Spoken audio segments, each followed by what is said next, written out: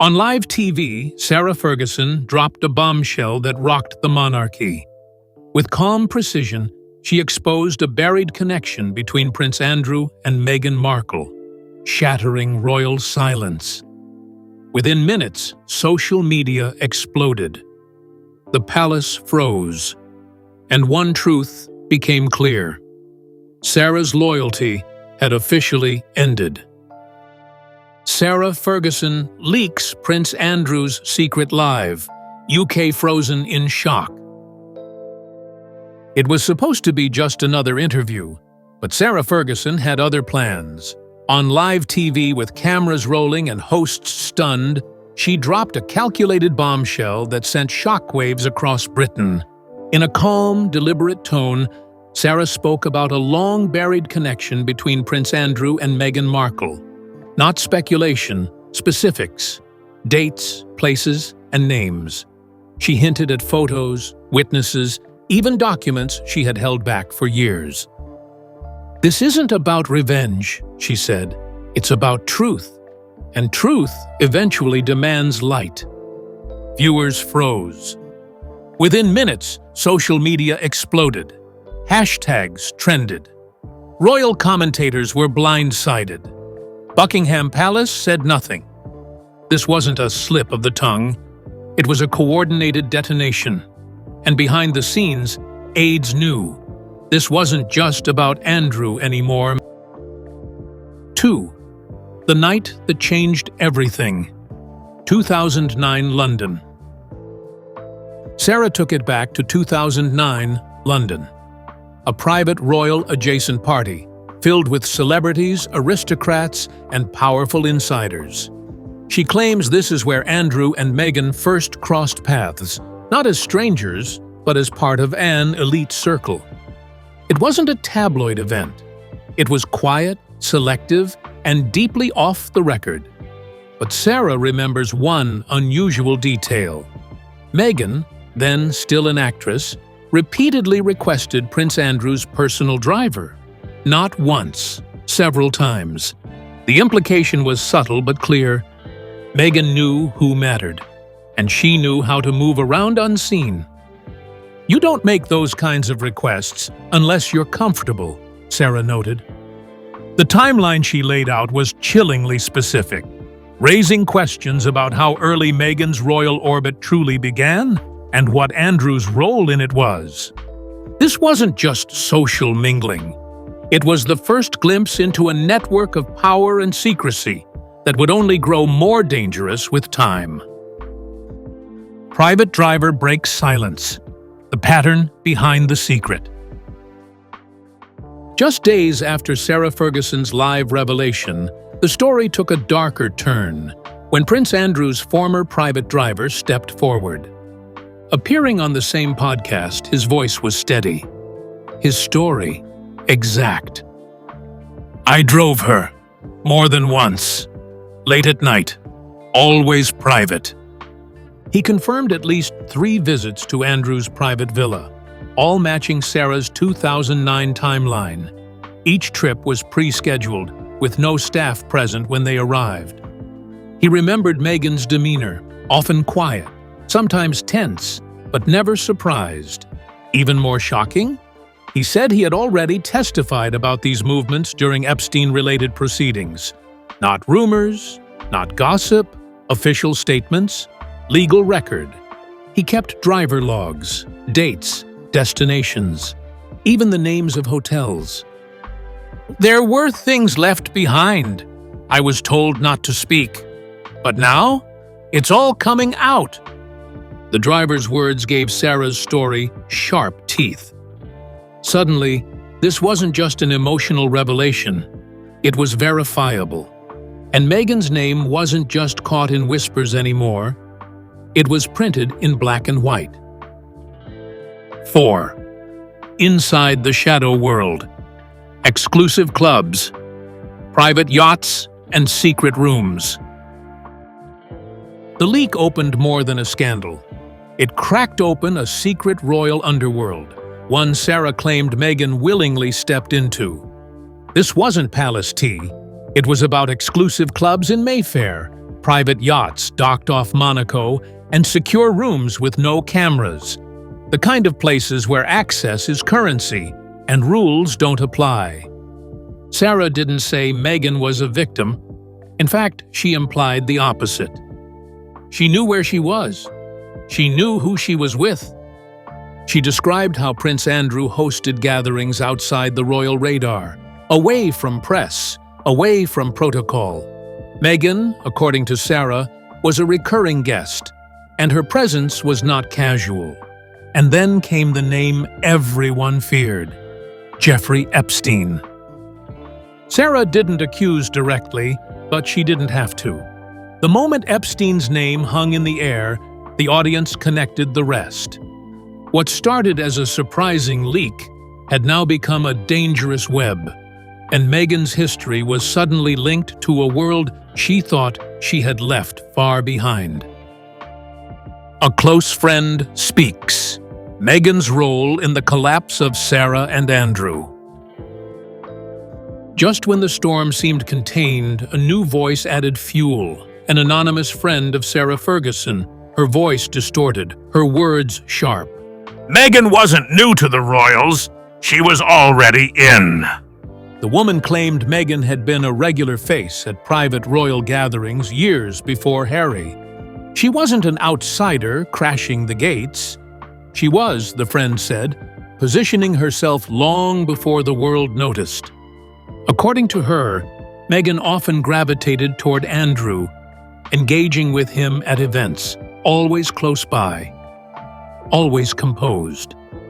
She was charming, but intentional. The source believed this dynamic drove a wedge between Sarah and Andrew, who had once been moving toward reconciliation. Andrew, captivated and distracted, stopped speaking openly with Sarah around the same time Meghan appeared more frequently. Sarah herself didn't deny it. In a cryptic post, she wrote, "Loyalty isn't about staying silent. It's about telling the truth, even when it costs you." And that was the shift. This wasn't about the monarchy anymore. It was personal, and Meghan's name sat at the center of a breakdown years in the making. 6. The Royal Book That Destroys the Illusion: The Rise and Fall of the House of York. Sarah Ferguson didn't just drop a scandal, she dropped a book. Titled The Rise and Fall of the House of York, her upcoming memoir was teased with archived documents, photos, and handwritten notes, all organized to prove everything she said on live television. This wasn't a gossipy tell-all. It was structured, evidenced, and brutal. Early leaks confirmed Meghan's name appears repeatedly, not in vague recollections, but in event logs, guest lists, and even personal letters. Some letters allegedly describe Meghan's presence at exclusive functions hosted by Andrew, years before Harry even introduced her to the Queen. One palace insider described the manuscript as the most dangerous royal release since Diana's Panorama interview. Sarah's tone? Controlled. Her intent? Unmistakable. "I protected him, I was loyal, and now I won't be silent." She wasn't looking for sympathy. She was burning the curtain between myth and reality. And she was doing it with paper proof. Suddenly, Sarah wasn't just a duchess in the background. She was the archivist of a royal downfall. Meghan's team goes silent, but the public verdict is loud. As Sarah's claims exploded across headlines, Meghan's team issued only a tight, legal-sounding statement, hinting at potential defamation.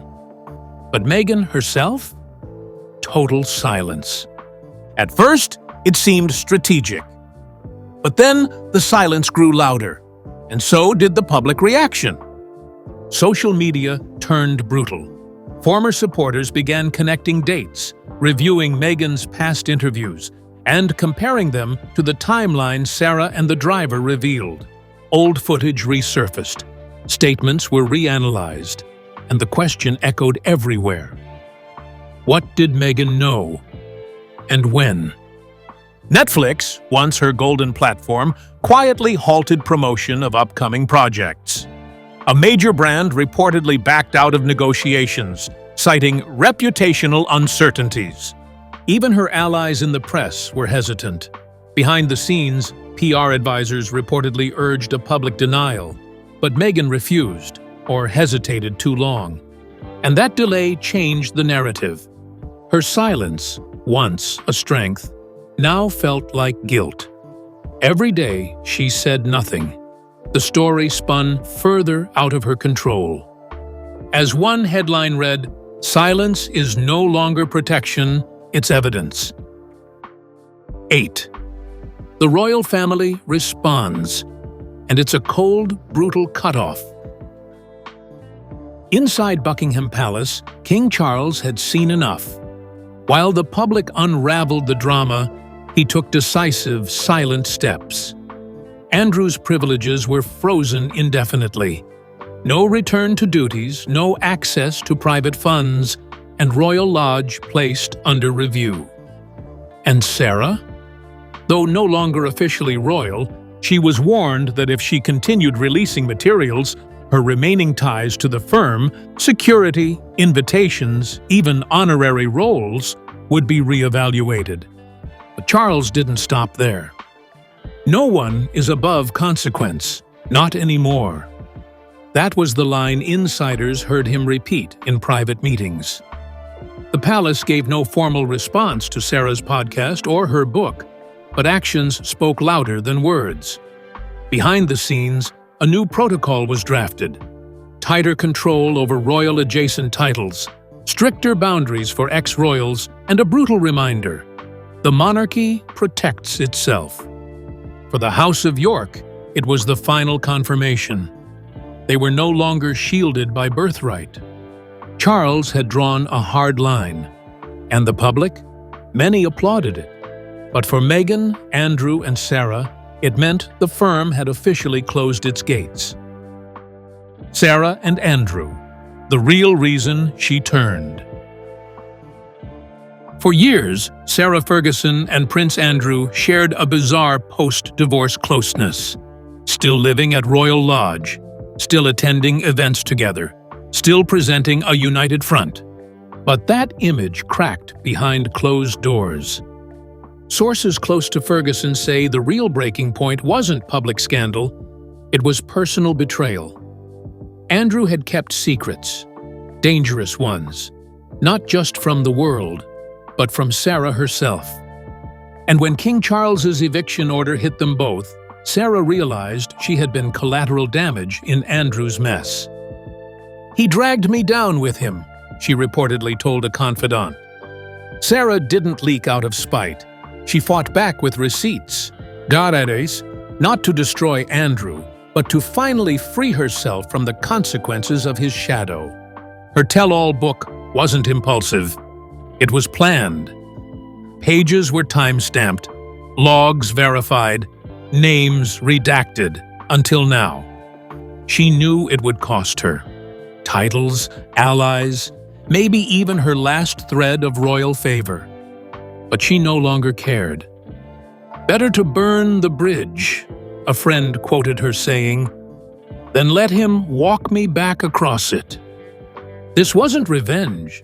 It was Sarah Ferguson's final break, and she wanted the world to see it. 10. The fallout that could shatter everything. The aftershocks came fast. Meghan's brand bled. Endorsement deals quietly disappeared, podcast projects hit pause, and even celebrity allies began distancing themselves. For Prince Andrew, there was no return. Sarah's words sealed the door shut. Any hope of rehabilitation vanished with a single broadcast. Inside the monarchy, lines were redrawn. King Charles refused to intervene. Prince William backed the decision, and palace insiders began rewriting royal protocol. The Yorks were no longer in the fold. The royal family had picked a side, and it wasn't Andrew's, or Meghan's, or Sarah's. This was the final purge, one insider said. And Sarah? She now stood alone, not broken, but uncensored. She had lit the match. She had told the truth. And she knew exactly what she'd sacrificed. But it left the world asking one final question. If this was only the first secret, What else is Sarah Ferguson ready to reveal? Because this wasn't just a scandal. It was the beginning of something bigger.